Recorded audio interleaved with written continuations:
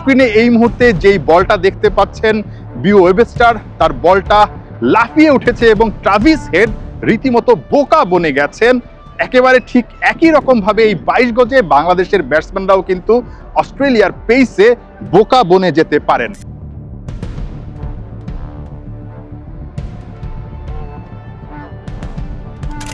সিডনির বিখ্যাত হারবার ব্রিজ একটা পাশে, আর ঠিক অন্য পাশে আমার ঠিক পেছনে দেখছেন অপেরা হাউস। দুটাই বিখ্যাত স্থান এবং বিখ্যাত জিনিস, যেটা না দেখলেই নয়। অস্ট্রেলিয়ায় আসলে সবাই কিন্তু এই দুটো জিনিস অন্তত দেখতে সবার আগে ছুটে আসেন ঠিক এই জায়গাটায় যেখানটায় আমি দাঁড়িয়ে আছি। ঠিক একইভাবে অস্ট্রেলিয়ায় যখন কোনো ক্রিকেট দল আসে অস্ট্রেলিয়ার বিপক্ষে খেলতে, তখন তাদের রক্তচক্ষুটা না দেখে কিন্তু কোনো উপায় থাকে না। অস্ট্রেলিয়ার বিপক্ষে অস্ট্রেলিয়ার কন্ডিশনে যখন খেলা থাকে, নিঃসন্দেহে সেটা অনেক বেশি কঠিন। বাংলাদেশ দল ডারউইনে প্র্যাকটিস করছে, অস্ট্রেলিয়াও সেখানে পৌঁছে গেছে এবং প্র্যাকটিস করছে। 13 আগস্ট থেকে প্রথম টেস্টটা শুরু হতে যাচ্ছে, সেখানটায় বাংলাদেশ যেমন এর আগে কখনো খেলেনি, ঠিক একইভাবে অস্ট্রেলিয়ার যে দলটা আছে, বর্তমান দলের কোনো ক্রিকেটার কিন্তু সেই মাঠটায় খেলেনি। সবচেয়ে বড় দুশ্চিন্তার যেটা বিষয় সেটা হচ্ছে উইকেট। ঠিক স্ক্রিনে এই মুহূর্তে যেই বলটা দেখতে পাচ্ছেন বিও ওয়েবস্টার, তার বলটা লাফিয়ে উঠেছে এবং ট্রাভিস হেড রীতিমতো বোকা বনে গেছেন। একেবারে ঠিক একই রকম ভাবে এই 22 গজে বাংলাদেশের ব্যাটসম্যানরাও কিন্তু অস্ট্রেলিয়ার পেসে বোকা বনে যেতে পারেন। অর্থাৎ এই পেসটা সামলানোর যে টোটকাটা, সেই টোটকাটা নেয়ার জন্যই কিন্তু বাংলাদেশ দল অনেক আগে এই জায়গাটায় এসেছে এবং তারা আসলে প্র্যাকটিসটা করছে। কিন্তু প্র্যাকটিস ম্যাচে যে প্রস্তুতি ম্যাচটা, আসলে সেই প্রস্তুতি ম্যাচের প্রস্তুতিটা কিন্তু তাদের ভালো হয়নি। সেকেন্ড ইনিংসে মাত্র 54 রানে তারা অল আউট হয়ে গিয়েছে, ব্যাটসম্যানরা রীতিমতো ব্যর্থ হয়েছে।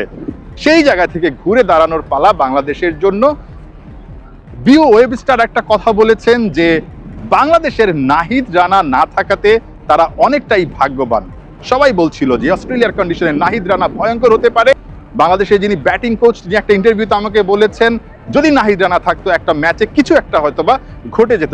লিটন কুমার দাস ইনজুরিতে আছেন, খুব সম্ভবত আগামীকাল যেই তার অ্যাসেসমেন্ট টেস্ট আছে সেখানে তিনি উতরে যাবেন এবং প্রথম টেস্টে খেলবেন। বাট এর বাইরে যেটা বলছিলাম, বাংলাদেশের ব্যাটিংটা নিয়ে কিন্তু অনেক বেশি দুশ্চিন্তা আছে, যেভাবে প্র্যাকটিস ম্যাচে তারা খেলেছে সেই অনুযায়ী। গতকাল আপনারা দেখেছেন যে অনেকটা পিকনিক মুডে আছে অস্ট্রেলিয়া দল এবং তাসকিন আহমেদ, বাংলাদেশের পেসার। সারাদিন তারা আসলে ডারউইনের এই কন্ডিশনে ঘুরে বেরিয়েছে। দারুণ একটা আয়োজন ছিল এবং সেখানটায় তাসকিন আহমেদ একটা স্ট্যাটাস দিয়েছেন যে সারাদিন বড়শি বেয়েও একটা আসলে মাছ তিনি পাননি বা একটা মাছ ধরতে পারেননি। ঠিক একই রকম ভাবে বোলারদের জন্য কিন্তু চ্যালেঞ্জটা থাকতে পারে।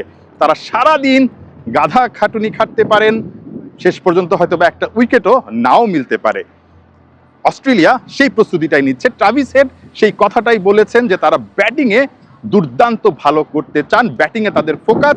বোলিংটা তো তাদের এমনিতেই বিশ্ব সেরা, সবকিছু মিলে আসলে ব্যাটিং বোলিং দুই ডিপার্টমেন্টই তারা আসলে তাদের কন্ডিশনে ভয়ঙ্কর। টেস্টের 1 নম্বর দল র্যাঙ্কিংয়ের, যেটা টেস্ট চ্যাম্পিয়নশিপের, সেখানটায় তারা 1 নম্বর দল।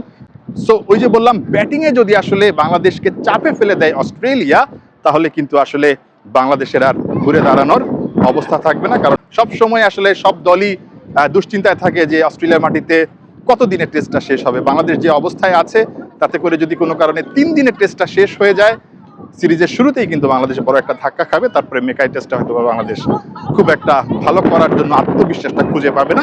নাহিদ বিন জাসিম, 71, সিডনি, অস্ট্রেলিয়া।